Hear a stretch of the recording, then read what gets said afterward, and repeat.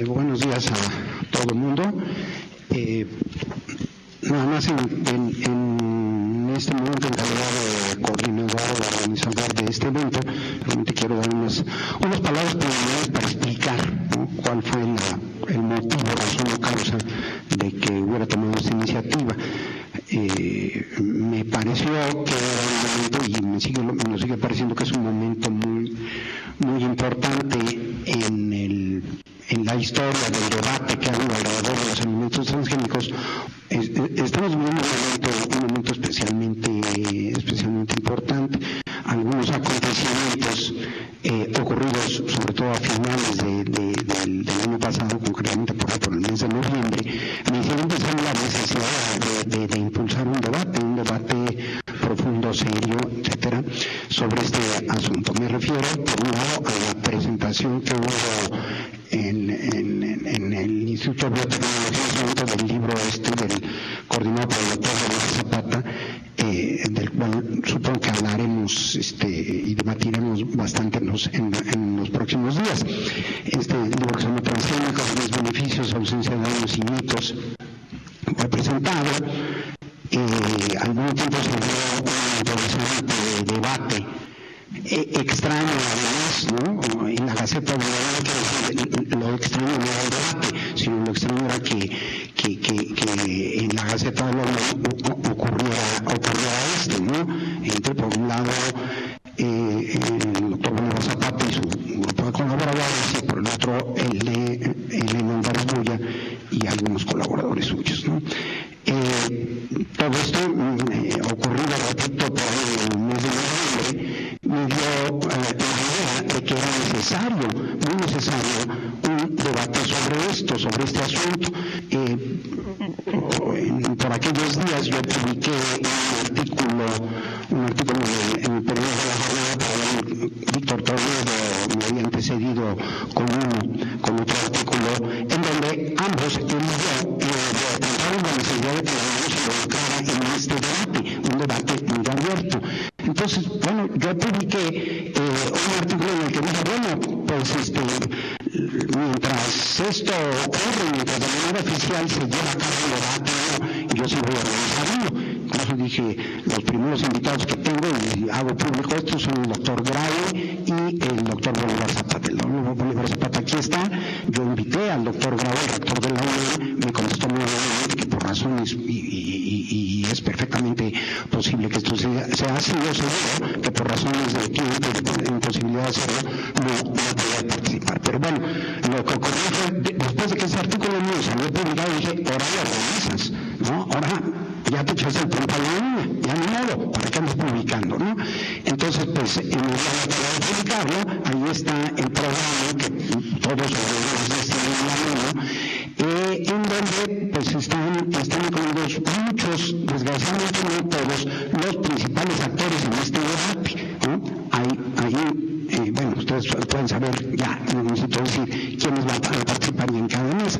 Hay algunas ausencias pues lamentables, ¿no? de compañeros que no pudieron asistir, ¿no?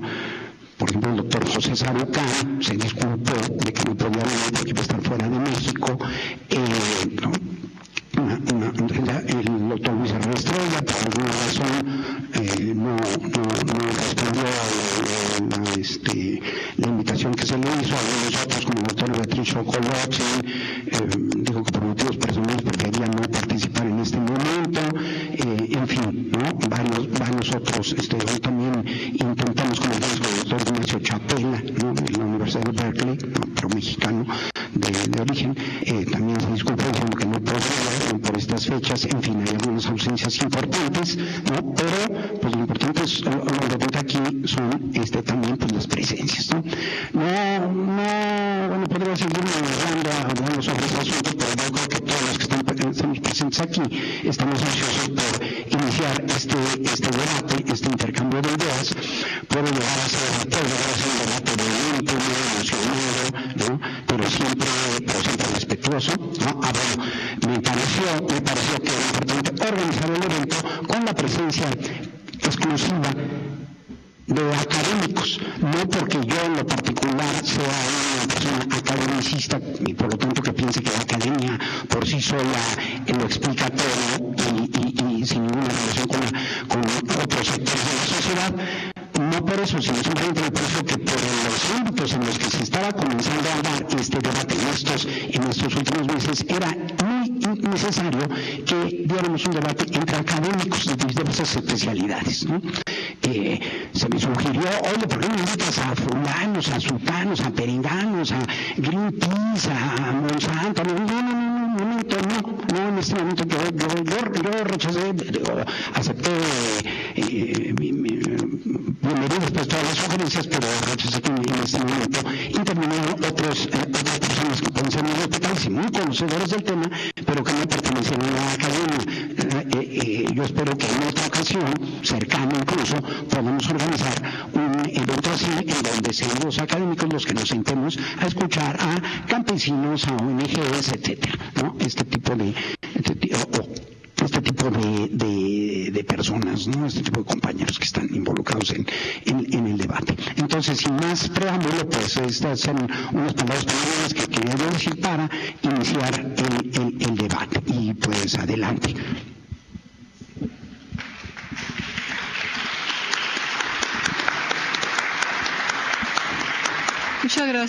Muchas gracias, Julio, y muchas gracias por la iniciativa. Y gracias por invitarme como moderadora. Miren, yo creo que va a ser un evento muy importante, muy interesante. Les quiero comentar, todos conocen, creo ya, a quienes van a estar participando, pero sí quisiera comentar lo interesante que es la distribución de la mesa. Primero, hay 3 egresados de esta facultad. Todos somos orgullosísimos egresados de ciencias, nosotros 3. Él es egresado de la Facultad de Medicina, todos somos UNAMitas y Paco es egresado de la Facultad de Química.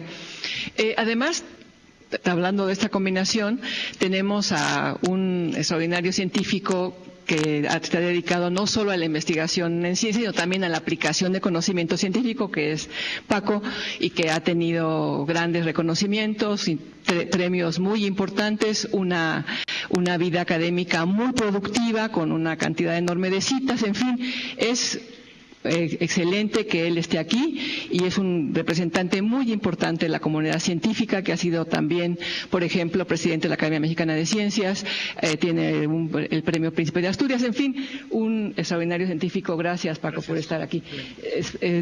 Está también otra gran científica mexicana, un orgullo también para las mujeres científicas, que ha tenido logros muy importantes. Ella es sobre todo una científica que se dedica a la ciencia básica, a un trabajo extraordinario que ha hecho ella, tiene que ver con la evolución de las flores, en fin, la epigenética. Es una persona también con gran reconocimiento, ella es Premio Nacional de Ciencias, una gran mujer, una gran científica, Elena Álvarez Bulla. Está con nosotros también Julio Muñoz. Julio Muñoz es biólogo de la Facultad de Ciencias y él se ha dedicado más que a la ciencia directamente, al análisis sobre la ciencia. Él es un filósofo de la biología que le importa mucho cuestionar, por ejemplo, el reduccionismo de la biología, que tiene una visión muy abierta hacia temas centrales de la biología y de la filosofía de la biología. Y es también un destacado investigador de la UNAM. Por otro lado, Javier Flores, también de formación científica, pero él tiene una formación tremendamente interdisciplinaria, lo cual hace muy interesante su punto de vista. Él es de origen médico, después hizo un posgrado en biofísica, en fisiología y biofísica, y después también otro posgrado en investigación educativa, de manera que su visión interdisciplinaria me parece muy centrada en ese tema, pero él sobre todo se ha dedicado, y es muy fuerte ahí, con también un gran reconocimiento, un gran prestigio, en la divulgación de la ciencia. Un tema sin duda central para este país, que desgraciadamente tiene un analfabetismo científico tremendo, de manera que gente como él, que fundó en la página de la jornada la página de divulgación científica, pues tiene mucho que aportar en un debate tan importante como es el de los alimentos transgénicos. Los transgénicos van más allá de los alimentos, no todos los transgénicos que se hacen tienen que ver con alimentación, pero me parece que la organización tiene más que ver con la parte del uso de transgénicos para la alimentación. Es un debate muy importante. Todos conocemos que aquí todos ellos tienen posiciones que han sido abiertas, que son públicas al respecto, y cada uno de ellos va a exponer su punto. Vamos a darle a cada uno de ellos 35 minutos. Yo voy a ser muy rigurosa con el tiempo porque me importa mucho también que después haya la participación de ustedes. También queremos oírlos a ustedes, de manera que voy a controlarlos para que no se pasen de tiempo. A los 30 minutos yo les voy a decir que tienen 5 más y ellos tendrán que empezar a concluir, a decir sus conclusiones, para que después tengamos tiempo de un debate entre ellos y con todo el público presente. Muchísimas gracias por estar aquí. Yo creo que va a ser un evento muy interesante, muy importante. Y entonces vamos a iniciar. Va a hablar en primer lugar el doctor Francisco Bolívar. Gracias. Paco. Gracias.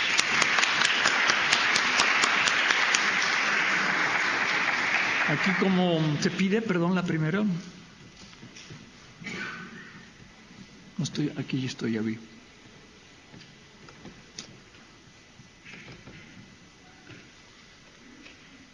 Ahí estoy, gracias.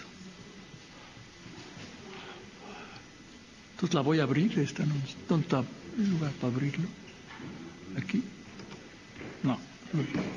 Perdón. Es que con cada máquina tiene su según. Aquí, y es que no sale acá abajo.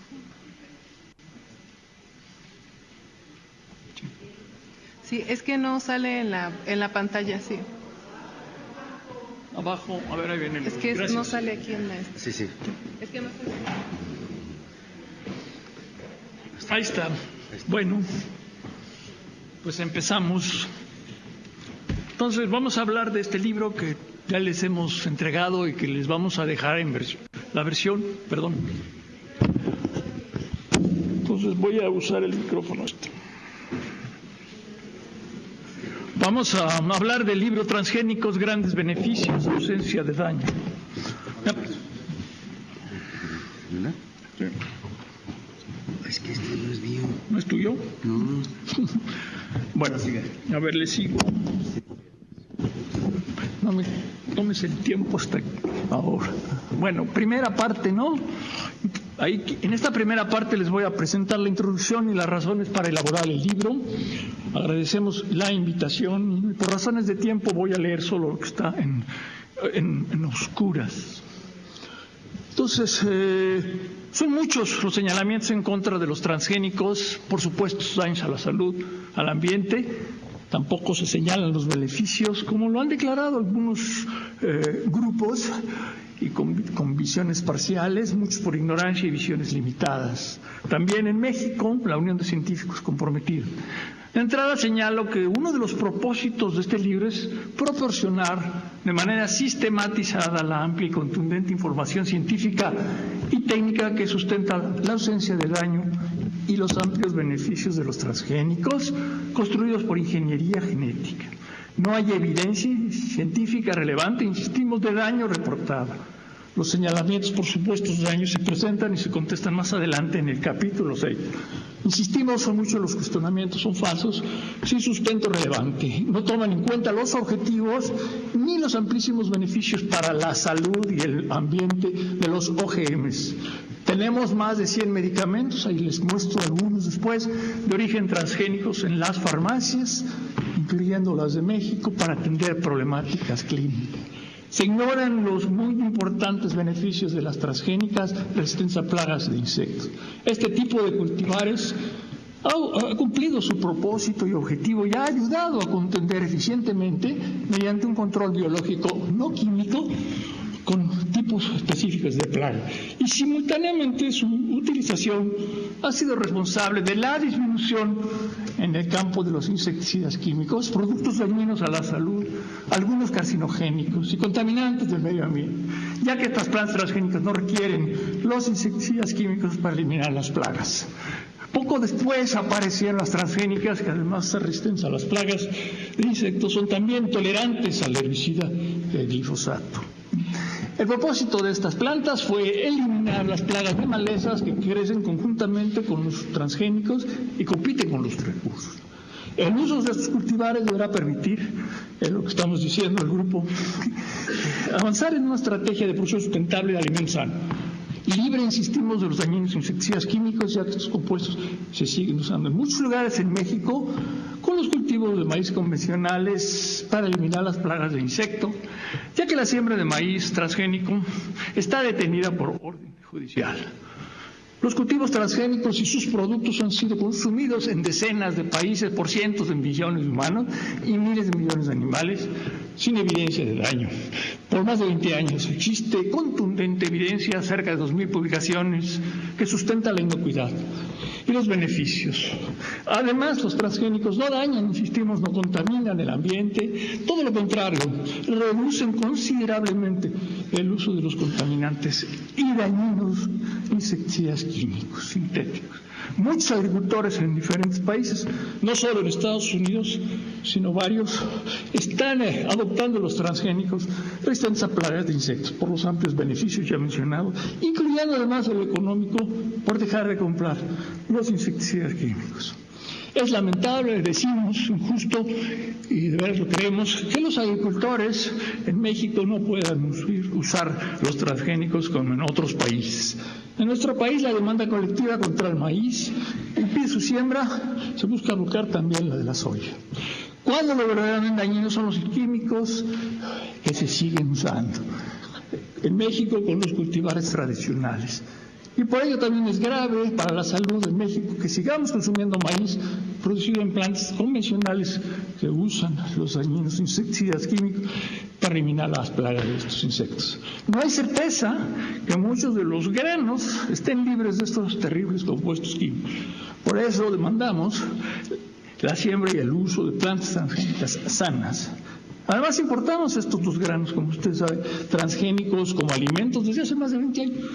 Como parte del requerimiento alimentario que se han utilizado en multitud de producción de alimentos, también sin evidencia de daño. Por ello es necesario y lógico que se detecte la presencia de maíz transgénico en diferentes países, incluyendo México, ciertamente en Estados Unidos, donde el 90% de los cultivares comerciales son transgénicos, insisto, sin evidencia de daño. La evidencia no implica daño ni contaminación, significa desde nuestro punto de vista coexistencia e inocuidad. Se reitera, no hay evidencia relevante de daño por la presencia y el uso de los OGM.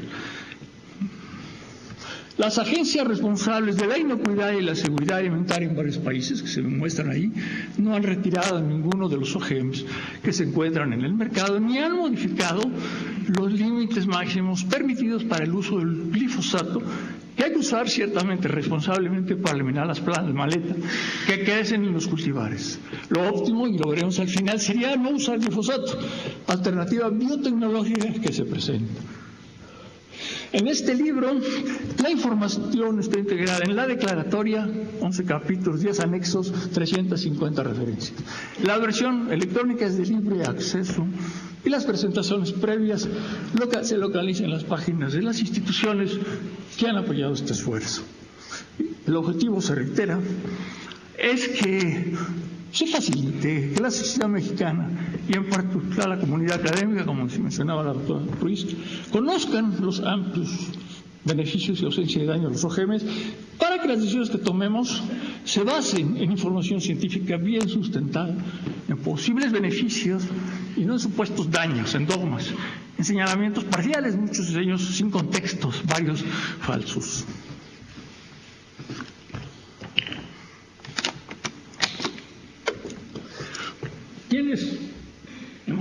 ¿Quiénes hemos escrito el libro? El Comité de Biotecnología de la Academia, un grupo multidisciplinario, ahí estamos los autores. No los voy a leer por razones de tiempo, pero todos somos investigadores de la UNAM y de otras instituciones de investigación, Cinvestar, etcétera. Somos un grupo de expertos con reconocimiento científico por sus premios, 7 premios nacionales, como el que le acaban de dar a Elena, que otorga el gobierno, e internacionales, ¿no? Para tener de alguna manera ahí también una respuesta a este tipo de trabajo. Contribuciones importantes, básicas, como decía la doctora Rosaura, y aplicadas en biotecnología. Y en las disciplinas que la sustentan, microbiología, biología molecular, los autores hemos publicado más de 250 artículos y tenemos 40,000 citas a nuestro trabajo.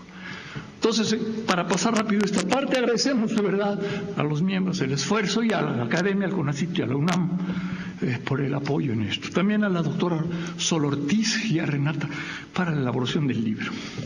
Pasando a la segunda parte, ¿qué es esto de la biotecnología moderna? ¿Por qué esta es una actividad sustentable? Es una actividad multidisciplinaria.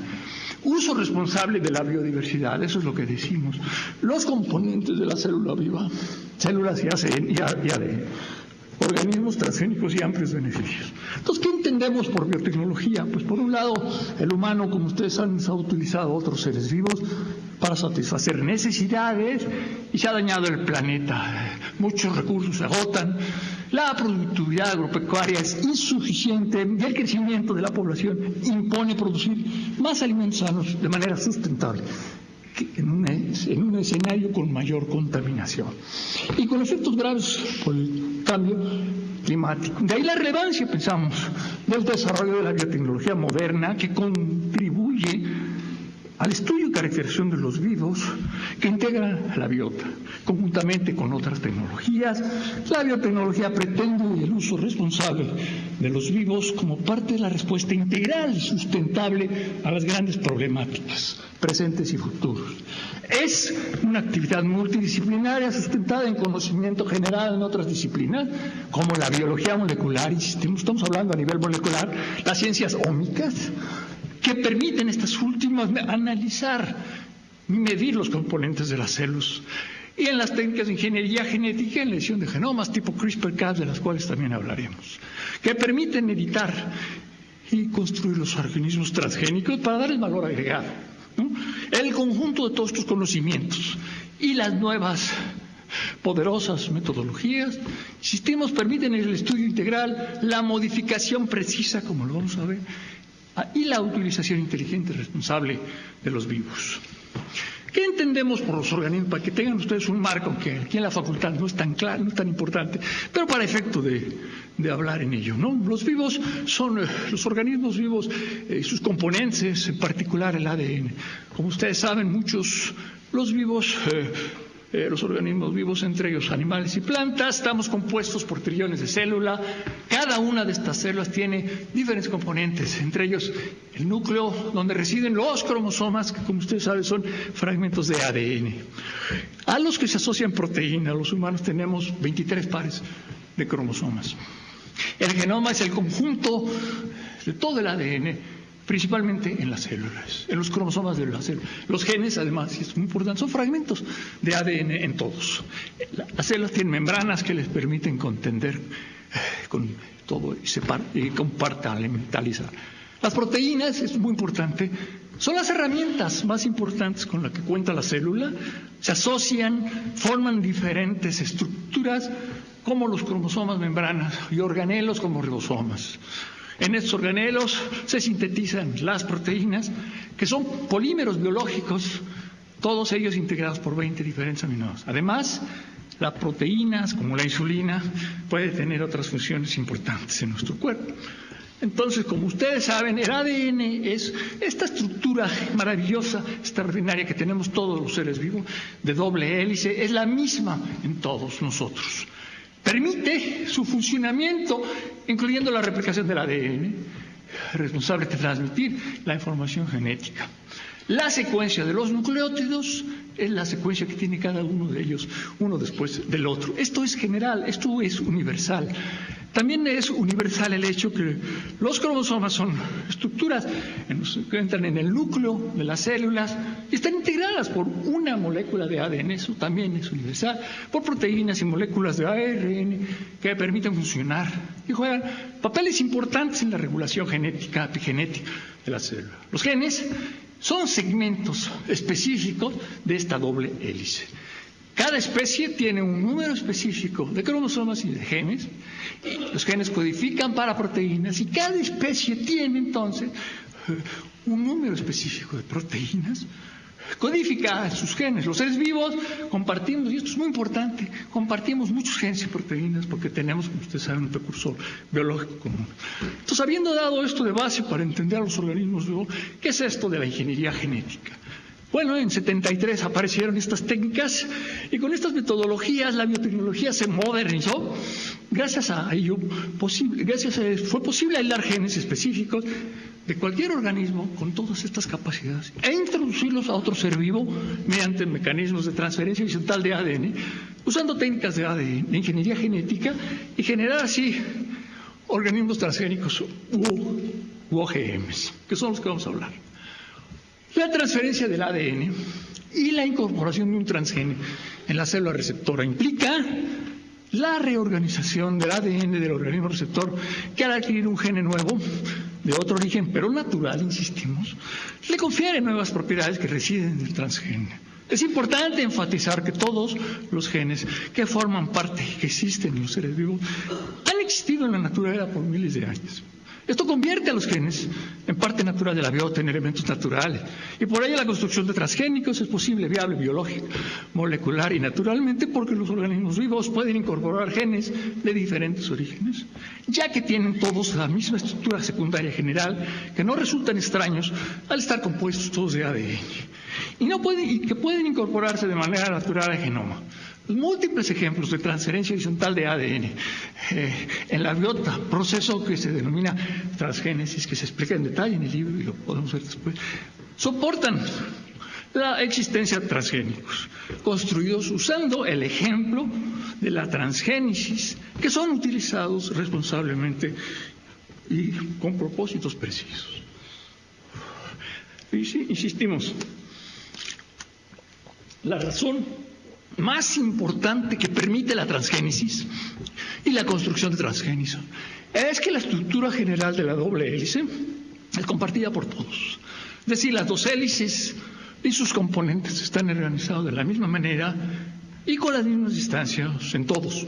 Lo anterior implica que cuando un fragmento de ADN es introducido por transferencia horizontal o por transgénesis, por técnicas de ingeniería genética, usando ciertamente elementos naturales como los plásmidos de ADN, en la construcción de transgénicos, el ADN foráneo, si no es degradado por la maquinaria celular, puede incorporarse como parte del genoma de la célula receptora mediante un rearreglo de ADN llamado recombinación genética.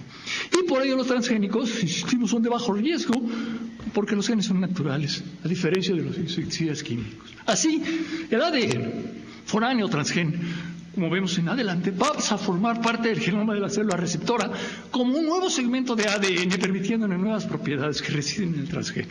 Esta es una figura donde muestra un esquema simplificado para explicar la construcción de transgénicos mediante el mecanismo de transferencia horizontal de ADN, por el cual se pueden introducir genes, transgenes, como fragmentos de ADN en el interior de las células y de los núcleos. Se muestra el esquema de una sola célula, la cual incorpora un transgen como parte de uno de sus cromosomas en un núcleo. Luego la transfiere a sus hijas mediante el fenómeno de replicación.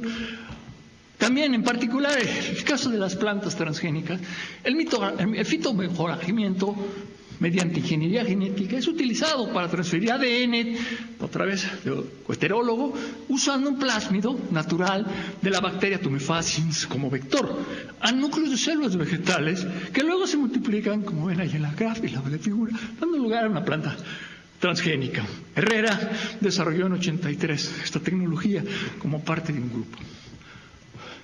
Voy a pasar ahora a presentar brevemente cuáles son algunos de los ejemplos a favor de los transgénicos documentos.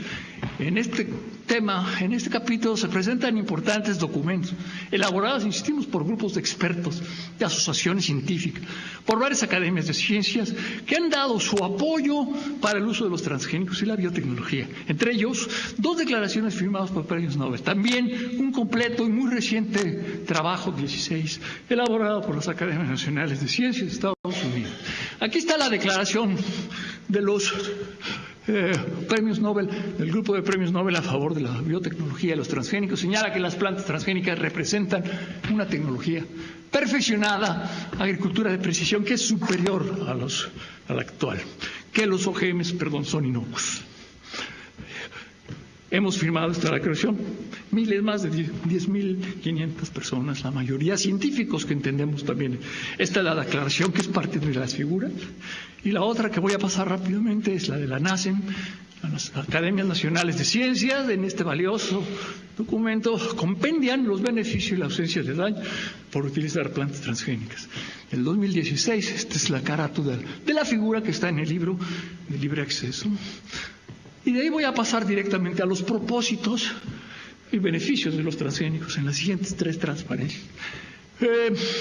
Los transgénicos construidos por ingeniería genética, insistimos, se diseñan y construyen a fin de generar nuevas características en el receptor proveniente de otro organismo vivo. Esta reside en el material genético del transgénico y el propósito es atender presentes demandas futuras, ¿no?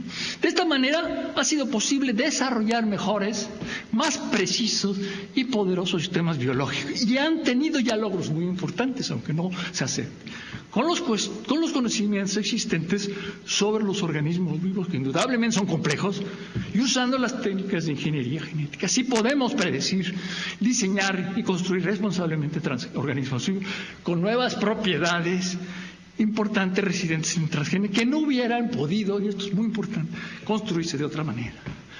Acabo las últimas 2 de beneficios, insistir en diferentes sectores, en de la salud, porque es importante que se dé el contexto de todos los medicamentos de origen transgénico para entender enfermedades clínicas y enfermedades infecciosas, más de 100 medicamentos. También en el sector alimentario y el ambiental, mediante el uso de las transgénicas, resistentes primero a las plagas de insectos tolerantes al herbicida, que son los cultivares a los que nos referimos. Vamos a concentrarnos. Analizamos y evaluamos en este trabajo, que han permitido, insistimos, avanzar en la producción sustentable de alimentos sanos, inocuo, se cultivan, procesan y comercializan, consumen. Los productos procesados existen en los supermercados y se han consumido por cientos de millones, miles de millones de animales en decenas de países, incluyendo México, que importa maíz y soya como parte de la demanda por estos alimentos que se procesan y se consuman. Ya habíamos dicho, en Estados Unidos más del 90% del maíz, las soyas son libres de los transgénicos, son libres de los insecticidas, son transgénicos, que son, insistimos, los insecticidas químicos, los verdaderos causantes del daño en México, no las plantas transgénicas.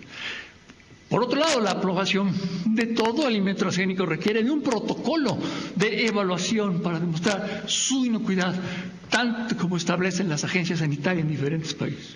Entonces, esto está perfectamente regulado. Consumimos alimentos transgénicos que llevan 2 genes, ADN, otra vez naturales, adicionales a los más de 20.000 que tienen las plantas de maíz. Es mejor consumir genes y proteínas naturales que los insecticidas químicos. Estos cultivares transgénicos realmente han propiciado eliminar en muchos países las plagas de insectos y el control de las malezas. Simultáneamente, se insiste, han permitido, es decir, pero no en México, el uso de los insecticidas químicos, muchos carcinogénicos, que lesionan la salud y contaminan, siendo esta uno de los grandes beneficios que no se reconoce, y ya que las plantas transgénicas resistentes a los insectos no requieren, insistimos, los insecticidas químicos. Termino la parte de beneficios por todas las ventajas, incluyendo el económico también, por no comprar los químicos. Los agricultores en muchos países están adoptando los transgénicos sus productos. Las amplias evidencias que estamos señalando todas en cada uno de nuestros párrafos sustentan la ausencia de daño por el consumo de estas plantas y sus productos. Se presentan en los capítulos 4 y 6.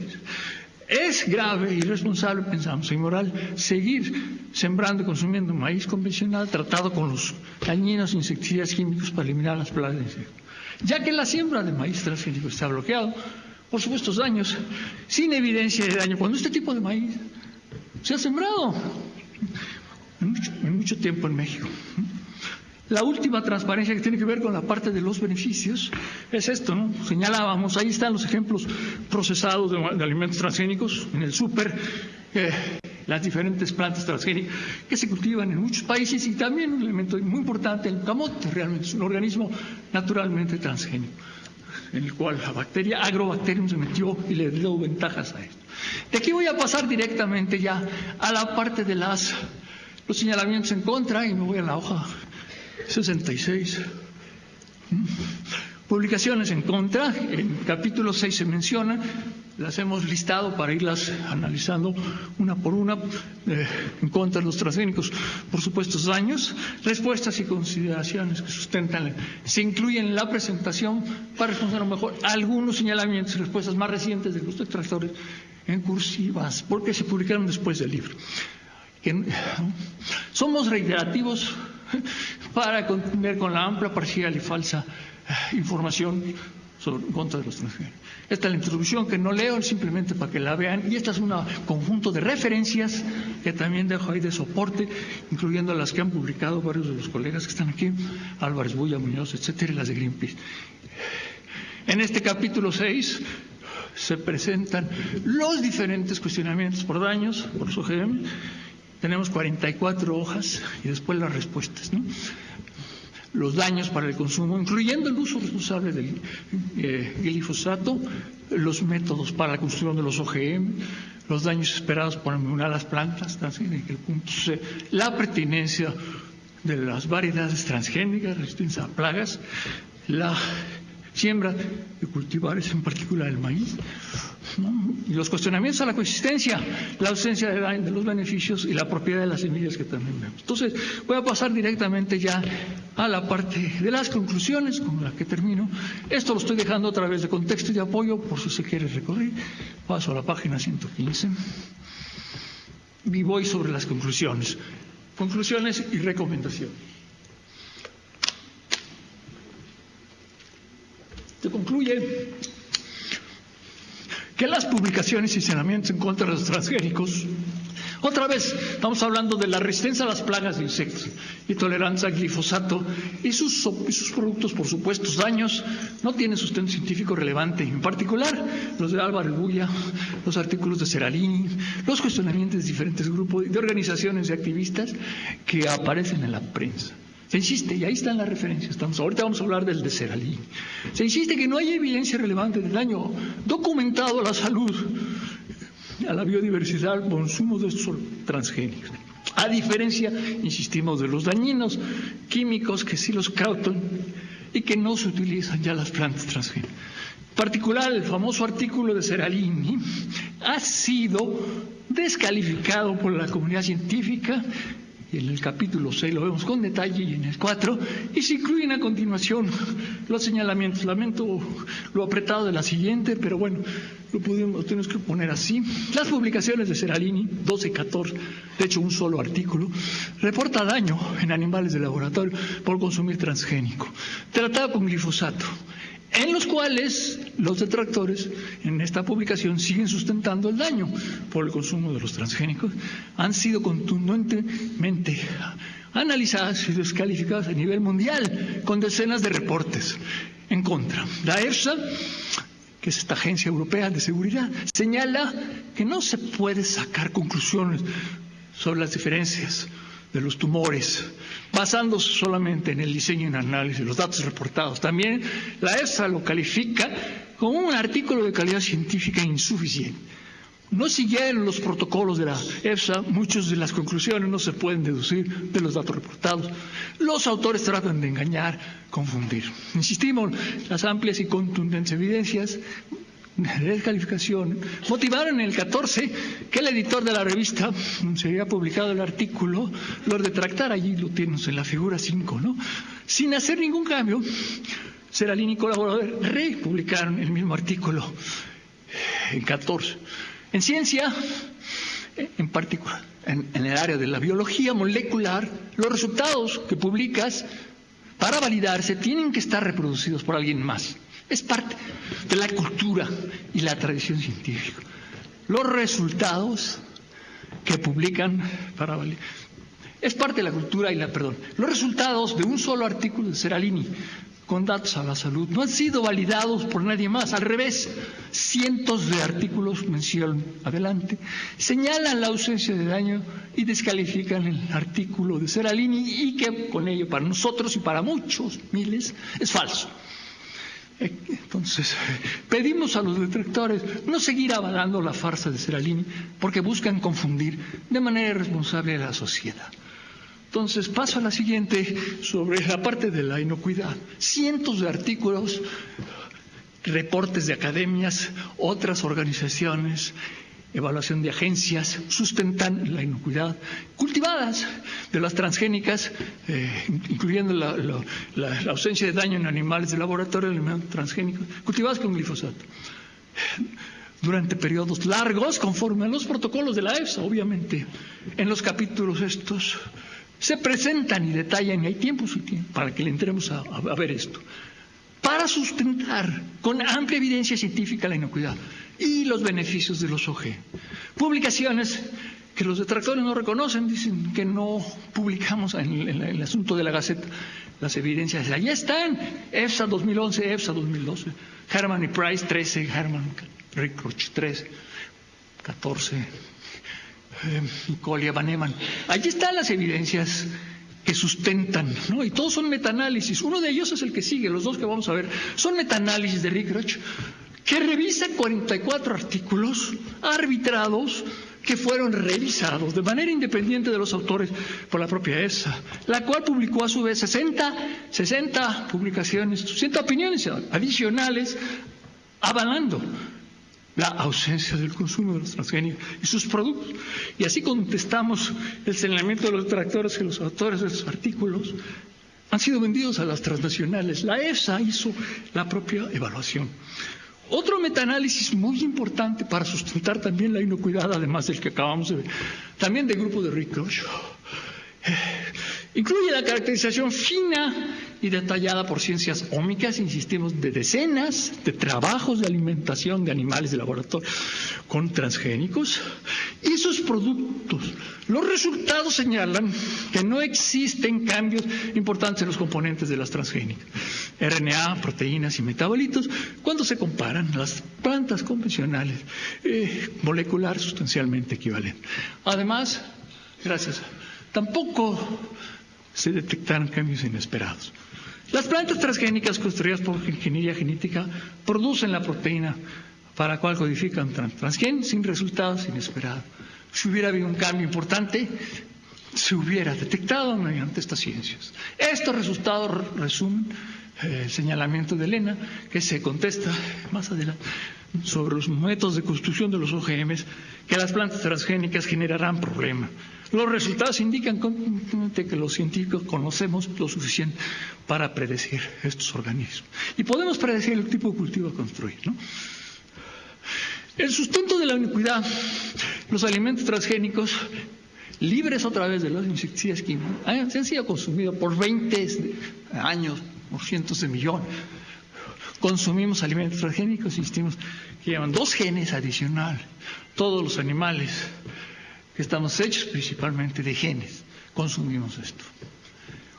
Todo lo anterior sustenta contundentemente que estos organismos transgénicos son inocuos a la salud y no tendrían por qué causar daño, ya que son muy parecidos a las plantas parentales. También en soporte de la inocuidad, las agencias responsables de la seguridad alimentaria no han retirado ninguno de los productos transgénicos que actualmente se comercializan, y aunque han habido cuestionamientos, no ha habido cambios. Tampoco se han reforzado, y es importante por el artículo que acaba de publicar Elena, los límites máximos de la concentración del glifosato que se utilizan para eliminar las malezas. El uso del herbicida debe hacerse responsablemente, informada y conforme a los lineamientos, porque su abuso, indudablemente, ya lo vemos, puede causar daño a la salud y contaminar el ambiente. Es importante que tengan este elemento de contexto. En Estados Unidos, el glifosato es, en un reporte muy reciente, se señala en el reporte de NICE, que el glifosato es un herbicida de baja toxicidad, contribuyó con solo el 0.1% del maíz, 0.3 de soya, en los casos de toxicidad encontrados en estos cultivos. Por otro lado, la EFSA, la europea, acaba de renovar el permiso del uso responsable del glifosato para eliminar la maleza. Si no se usa el glifosato, se reduce la productividad y se pierden las cosechas. Los agricultores usan el glifosato desde hace más de 50, antes de los transgénicos, que no es un producto transgénico ni pertenece a las transnacionales, para evitar descritar, ¿no? Eliminar a mano las malezas. Estados Unidos y Europa siguen usando responsablemente este herbicida porque es necesario. En México tenemos una gran oportunidad que vamos a comentar más adelante, biotecnológica para eliminar el glifosato. Por la presencia de este tipo de maíz en México, se han detectado en muchos países que lo consumen y lo incorporan en productos. Se reitera la presencia de maíz transgénico, no implica daño ni contaminación. A nuestro juicio, y lo hemos dicho mucho, significa inocuidad, coexistencia, como se ha detectado en muchos países, ya que las plantas, insistimos, son transgénicas, son muy parecidas a las parentales. ¿Dónde está la reiterada evidencia de daño, de contaminación? No existe ni habrá, ya que las plantas transgénicas son muy parecidas y coexistirán, y aquí vemos más adelante la transparencia de la tabla de coexistencia. Y queremos insistir en el último párrafo, ¿no? Los genes son fragmentos naturales de ADN, existen en todos los seres vivos, y los humanos comemos genes, y no habrá bronca, son genes y proteínas. Aquí está una tabla de nuestro libro, coexistencia exitosa en países que producen y comercializan cosechas de maíz genéticamente modificada y otros, incluyendo orgánica, desde hace muchos años. Entonces, faltan 3. Son muchos e importantes los beneficios de los transgénicos. Presentados previamente, se reitera, gracias al uso de estas plantas se han controlado las plagas de insectos y se ha reducido el uso de los insecticidas. También las malezas usando responsablemente el glifosato. En Estados Unidos, ciertamente en otros lugares, el uso del glifosato se ha abusado. Este tipo de cultivares representa un avance muy importante en la producción sustentable de alimentos. Muchos países están adoptando las transgénicas por los amplios beneficios, incluyendo los económicos. Otro gran beneficio, se insiste, es que no hay evidencia de daño ni a la salud o al medio ambiente por estas plantas. En cambio, los insecticidas químicos que sí dañan se siguen usando lamentablemente, se siguen usando lamentablemente en muchos lugares en México con los cultivares convencionales. En particular el maíz, para eliminar las plagas de insectos, ya que la siembra del maíz está prohibida por supuestos daños. Y las plantas transgénicas, los posibles casos de cáncer, insisto, esto es muy importante que lo discutamos, que pudieran ocurrir por el uso de maíz en México, serán debidos a los insecticidas, no a los transgénicos. Aquí está el asunto este. Y otro beneficio, esto es lo de Luis, y es muy importante, y luego termino con 2 más. Este es la tecnología que está desarrollando Luis del uso de las plantas transgénicas que tienen capacidades para crecer en fosfito como fertilizante. Las malezas que hay que eliminar con el herbicida no crecen en fosfito y por ello no requerimos con estas plantas el uso de los herbicidas. Entonces podríamos tener plantas transgénicas que no requieren los insecticidas y plantas transgénicas que no requieren los herbicidas. Y también, como parte de esta transparencia, se señala que las patentes de las semillas transgénicas de resistencia a plagas vencerán pronto y por ello podremos empezar a usar algunas de estas y hay que discutirlas con las compañías transnacionales como genéricos para avanzar en un planeta menos contaminado. Las 2 últimas transparencias son estas. No es la recomendación del libro y quiero insistir en ello. Propiciar la sustitución de los transgénicos, lo cual es mi centro de origen, sino señalar que hay que sumar experiencia, tecnologías responsables para la biotecnología. Sí, ya voy. Esta es la última, doctora, que presentamos, se agravarán, incluyendo la defensividad y la efectividad. Ambiente. La distorsión del principio precautorio sin existencia de daño por los OGMs y los señalamientos de los detractores que no son seguros llevaron en el 13, como ustedes saben, a la decisión legal de impedir el cultivo del maíz transgénico y los intentos por bloquear la soya, que son a nuestro juicio inadecuados, porque además, que insistimos, importamos 70% del maíz que consumimos de Estados Unidos. Por todo lo anterior, termino esta, me quedará la otra para discutir después. Por todo lo anterior, demandamos respetuosamente que se toman en cuenta todos estos, se pueda abrir la discusión, ya lo que tenemos en la última transparencia, la discusión, ahora que vendrá el cambio del gobierno, que se abra un espacio de discusión para sustentar, ¿no?, con base en todas las evidencias, el análisis y el uso de los organismos transgénicos. Gracias y perdón por pasarme, pero eran importantes decir. Gracias.